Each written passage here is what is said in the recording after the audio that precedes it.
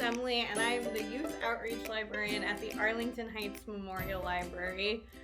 Since our library is closed to the public right now, I wanted to make a video to share with you some good book titles for about 4th through 7th grade that you can find online on our website. The Arlington Heights Memorial Library has two main ebook and e-audiobook providers, Cloud Library and Hoopla. Both can be found on our website, ahml.info, under the Borrow tab by clicking the eBooks and Downloads link. We've also included links in the video description.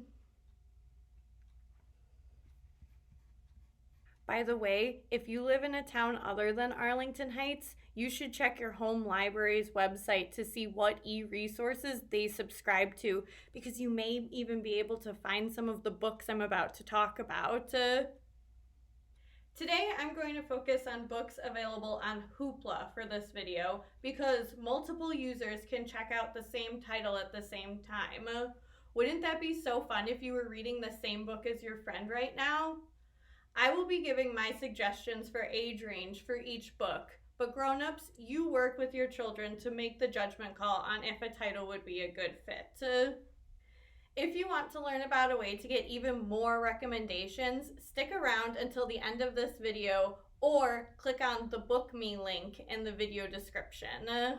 The first book that I want to tell you about is a fantasy. It's called The Girl Who Drank the Moon by Kelly Barnhill. And this would be great for a 3rd through even I'd say 6th grade, 7th grade. Any fans of fantasy are going to love this. This is about a village called the Protectorate. And everyone in this village lives in fear of a witch who lives in the woods next to the village.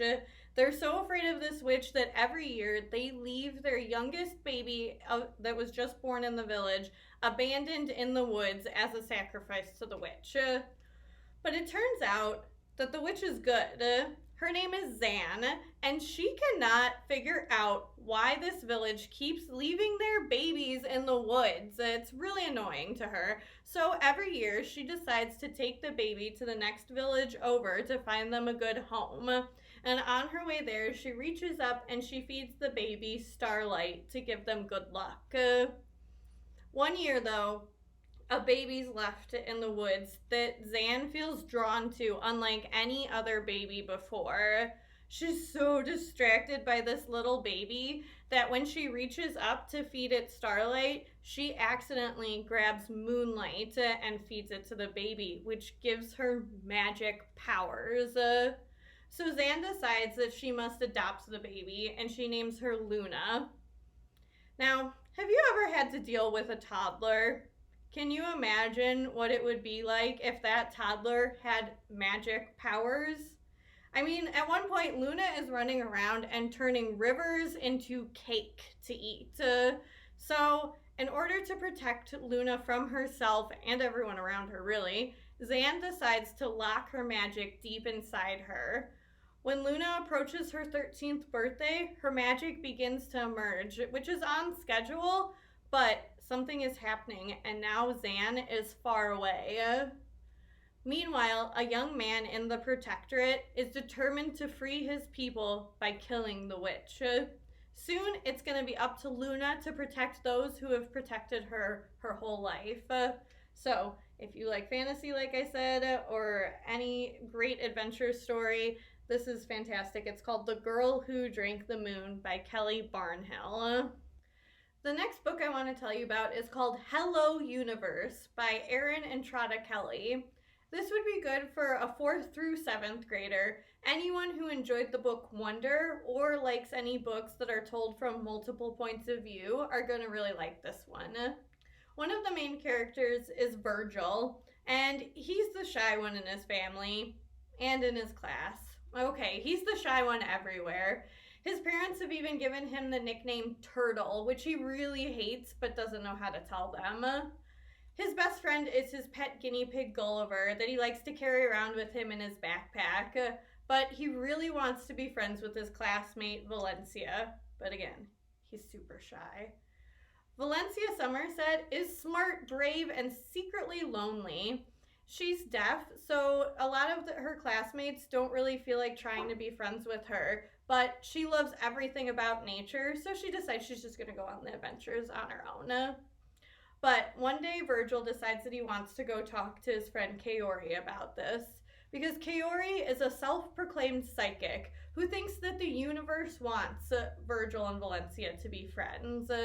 So Virgil packs up Gulliver, his guinea pig, in his backpack, and he decides to take a shortcut through the woods to get to his friend's house. Little does he know that Chet Bullins is also walking in the woods, thinking about how he wishes that all of the weird kids would just act normal so that he could concentrate on basketball. When Chet happens across Virgil in the woods, he decides to play a prank on him by stealing his backpack, and then he sees an abandoned well nearby, and he decides to drop his backpack down that well. Do you remember what was in the backpack? The guinea pig!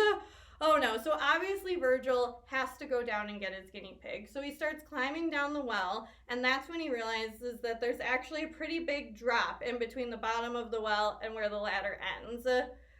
So he takes a deep breath and he lets go. And he's okay, and thank goodness his guinea pig is okay in the backpack, but now they are both stuck at the bottom of a well. It's going to take the whole universe to get them out. Is Kaori right that fate seems to be trying to bring Valencia and Virgil together? Will they be able to rescue Virgil and his guinea pig from this well? You're going to have to read Hello Universe by Erin and Trotta Kelly to find out. The last one that I want to tell you about is called Moo by Sharon Creech. And I think this would be good for anyone in 5th through 8th grade. This starts the way a lot of middle grade novels do, with a move.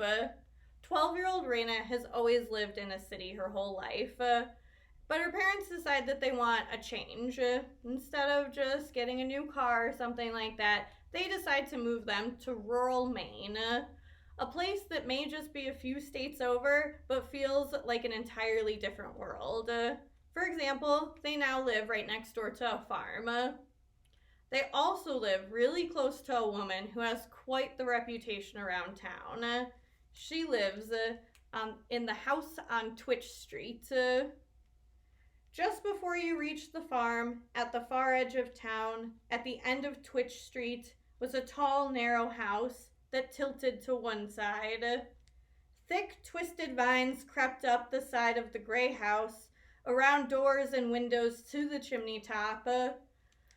The attic window was cracked open, and from within you could hear the sound of a flute, high and light and gentle.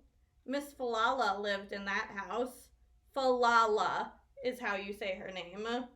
Most people agreed that she had a cow and a pig, but some said that she also had a goat and an alligator and a bear.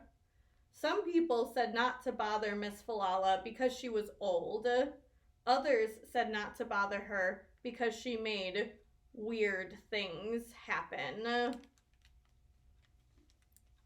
After Raina and her little brother Luke have an extra strange run-in with Miss Falala, they'd be happy if they never had to see her again.